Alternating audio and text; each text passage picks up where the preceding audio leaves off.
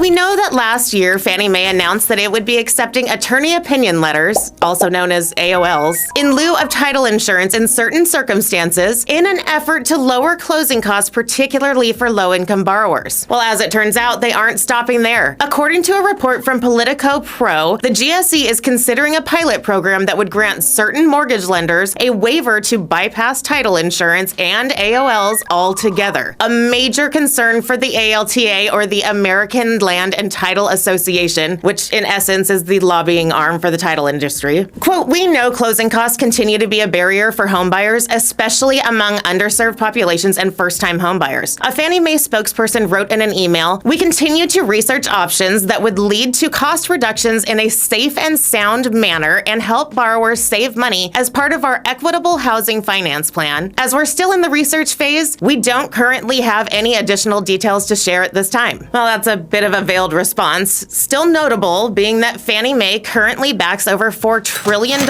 in residential mortgages, creating massive potential to disrupt the industry. In response, the ALTA says the policy, quote, "should raise significant alarm bells. If the 2008 financial crisis taught us anything, it is that shortcuts to well-established processes pose great risk to our sound, dependable, and trustworthy real estate system, homeowners, and taxpayers. FHFA should halt this activity." Now, Howard Turk, the founder and managing director of Turk & Co., who helped First American first launch in Canada, told Housing Wire, quote, "The risk here is to the lender. If there is a problem, Fannie will most likely simply avail themselves of their rights under typical repurchase agreements and send the deal back to where it came from." Turk wrote in an email, "The real question is to lenders who have these deals. For them, they have to determine whether or not they are feeling lucky. Title insurance is there for very good reason. Going without it involves an assessment of risk." So let's take a minute to look at the numbers. In the first 3 quarters of 2022, title insurers collected $17.6 billion